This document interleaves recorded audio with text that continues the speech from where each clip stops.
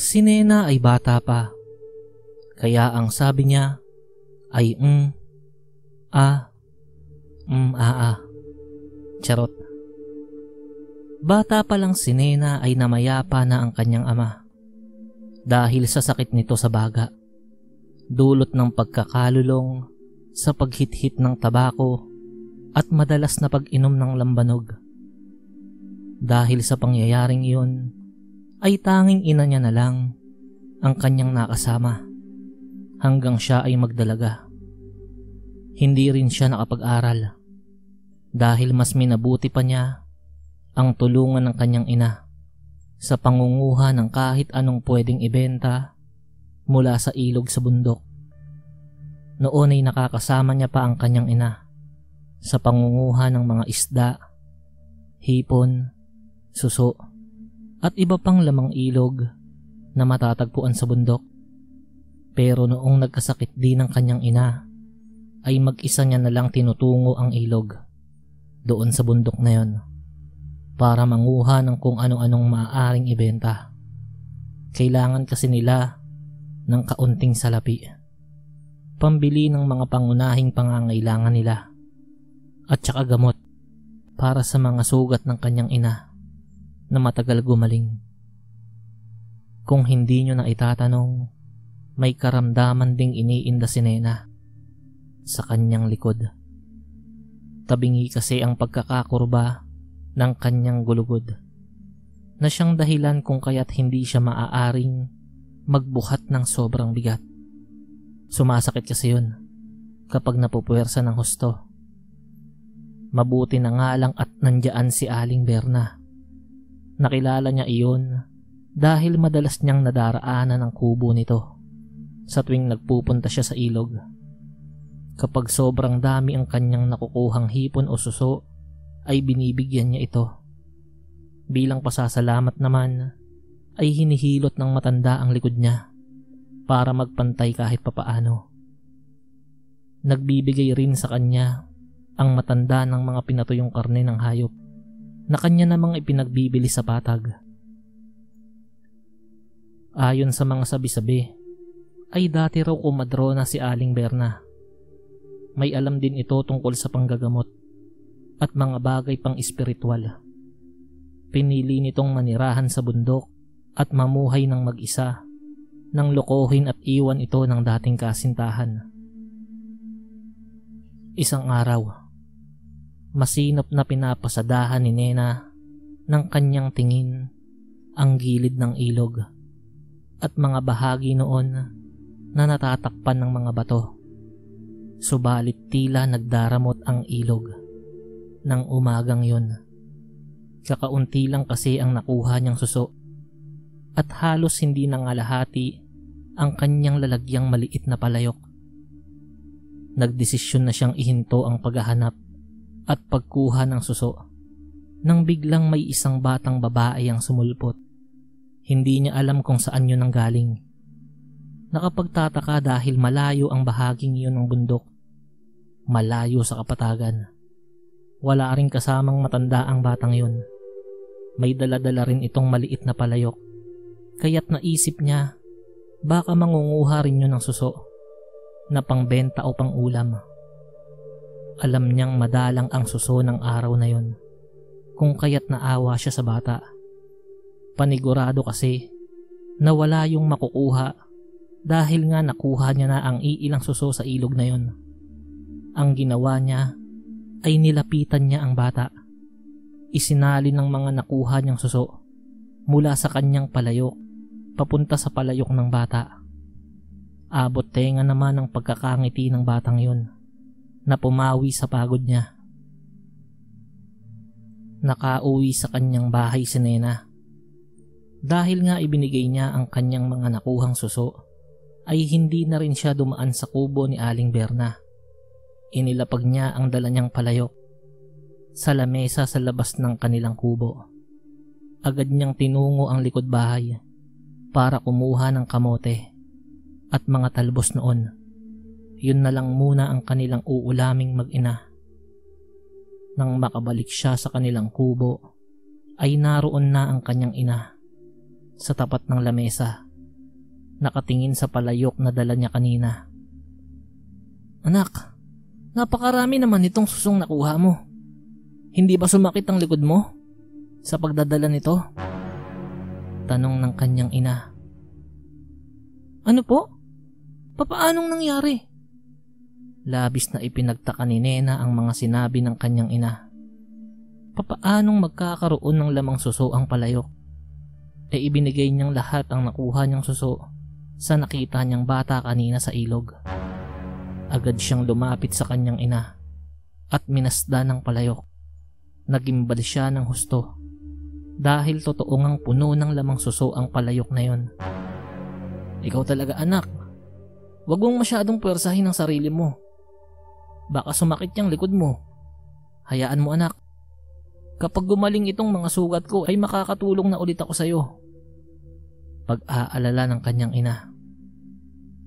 Kahit na namamangha pa rin, ay ipinagwalang bahala na lang ni Nena ang kaganapan. Muli niya na lang tinungo ang likod bahay para kumuha ng nyog na kanyang ipanggagata sa mga suso. Habang hinuhugasan niya ang mga suso, ay may nakita siyang isa sa mga roon na naiiba ang kulay. Kumpara sa mga susong nakukuha niya sa ilog na kulay itim, ay iba ang kulay ng susong yun. Alanganing kulay abo at alanganing pula. Tapos ay walang butas ang susong yun. Nang hawakan niya yun, ay bigla namang kumulimlim ang kalangitan. Tag-araw ng mga panahong yun, subalit bumuhos ang ulan. Pinunasan niya ng manggas ng kanyang damit ang susong yun at isinilid sa garter ng kanyang salawal. Iniluto niya ang mga suso sa gata ng nyog na kanila namang pinagsaluhan ng kanyang ina. Matapos ang kanilang tanghalian ay nagpaalam siya rito na tutungo sa kaibigang si Aling Berna para kumuha ng mga tuyong karne ng hayop na kanya namang ibebenta sa patag. Pero ang totoong pakay niya sa mga oras na yon ay para tanungin kung may alam ba ang kaibigan tungkol sa susong walang butas na kanyang nakita sa palayok ng mga suso. Alam niyang dating kumadrona at manggagamot ang matandang kaibigan. Malamang na alam nito kung ano nga ba ang susong kanyang tangan-tangan sa mga oras na yon. Nang nasa harapan na siya ng bahay ng kaibigan, ay sinalubong siya ng matanda na kakikitaan ng kunot sa noo. Halika Nena, madali ka, pumasok ka rito sa loob. Tila nagmamadaling tinig ng matandang kaibigan. Aling Berna, bakit po? Nagtataka niyang tinig nang makapasok na sila sa loob ng kubo. Mabilis na isinarado ng matanda ang pinto at ang lahat ng nakabukas na bintana ng kubo nito habang umuusal ng dasal na hindi naman naiintindihan ni Nena. May bagay ka bang daladala patungo rito? Papaano niyo po nalaman? Dahil malayo ka pa lang ay nakikita na kitang paparating dito at hindi ka nag-iisa. Maraming nilalang ang nakasunod sa'yo. Kung mayroon kang bagay na daladala patungo rito ay ipakita mo sa akin. Paliwanag ng kanyang kaibigang matanda. Agad niya namang inilabas ang susong walang butas mula sa garter ng kanyang salawal.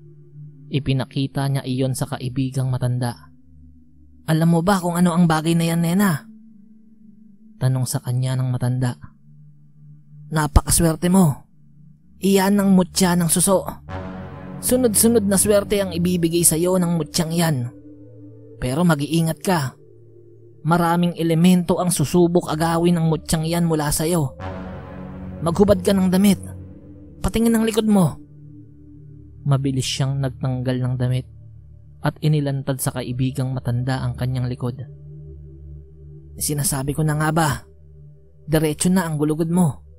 Malaya ka na sa iniinda mong karamdaman na nagpapahirap sa iyong likod. Manghang litanya ng matanda. Bagaman hindi masyadong naintindihan ni Nena ang mga pangyayari, ay pumayag itong dasalan siya ng kaibigan. Umusal ito ng mga kataga na hindi niya naman naiintindihan. Ayon sa matandang kaibigan, ay orasyon daw yun na pangprotekta sa kanya. Nang sa gayon, ay hindi makalapit sa kanya ang mga elementong nagnanasa na maagaw mula sa kanya ang tinatangan niyang mutya.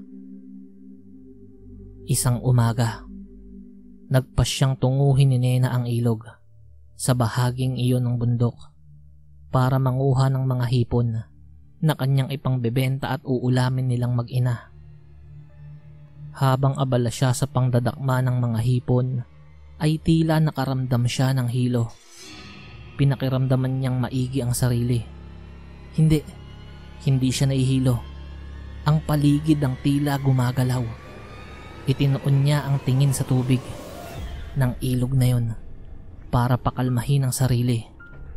Nang iangat niya ang kanyang mukha, ay kitang-kita niya ang dalawang nilalang na nagpapambuno sa kanyang harapan. Ang isa ay malaking lalaking napakadungis at mahaba ang buhok, balbas at bigote. Walang suot na kahit anong saplot yon. Kitang-kita ang lato-lato. At katunggali naman noon ay kasing laki rin ito. Pero anyo ng isang kabayo ang itaas na bahagi ng katawan. Tapos yung ibabang bahagi naman ay anyo na katulad lang din ng sa tao. Wala ring saplot. Kita rin ang lato-lato. Dahil sa nasasaksihan ay binitawan na ni Nena ang sisidlang kinalalagyan ng kanyang mga nahuling hipon. Akma siyang tatakbo palayo sa nagpapambunong mga nilalang, subalit pagtalikod niya ay napakaraming mga engkanto ang tinatawanan siya. Parang gusto siyang sugurin ng mga nagtatangkarang nilalang na yon. Kaso nga lang ay hindi iyon makalapit sa kanya. Tila pinapanatili ang 5 metrong distansya mula sa mga ito patungo sa kanya. Hindi niya na alam ang gagawin.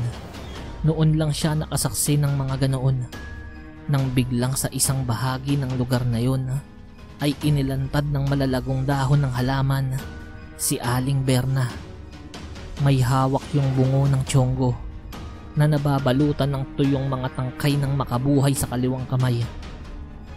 Sa kanan naman ay tangan-tangan nito ang isang lumang Biblia. Usal iyon ng usal ng dasal habang papalapit sa kanya. Bahagyang nagsilayuan ang mga elemento sa kanilang dalawa. Subalit ayaw maglaho ng mga yun. Dumurugo na ang ilong ng matanda habang umuusal ng dasal.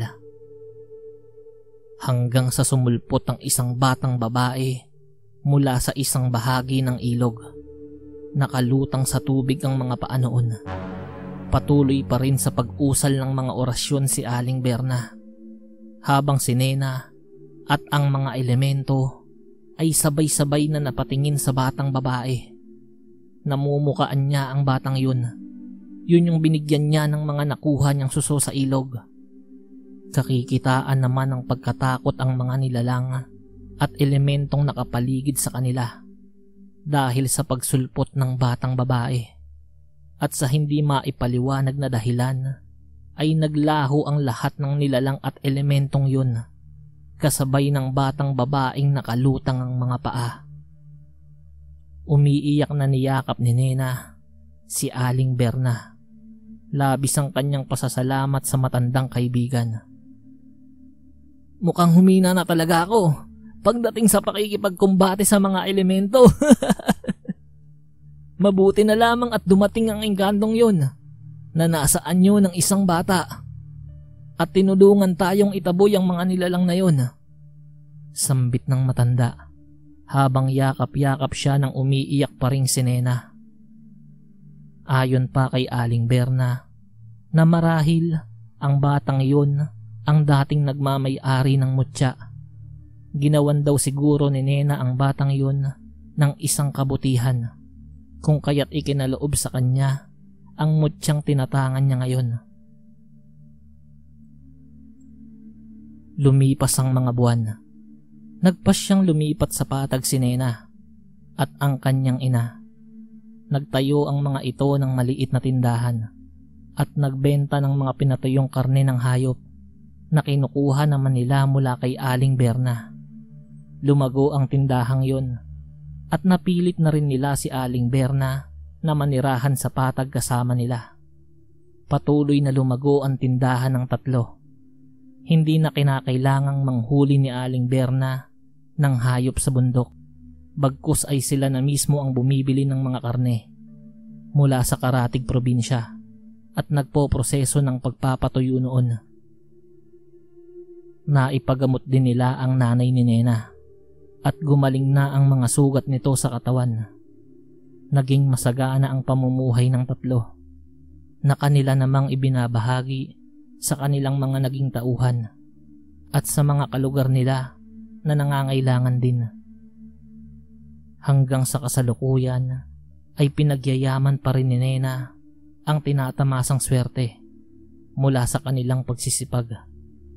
Patuloy niya ring pinangangalagaan ang mutyang kanyang tangan-tangan na pinaniniwalaan niyang naghatid ng swerte sa kanila na kung tawagin ay susong walang butas.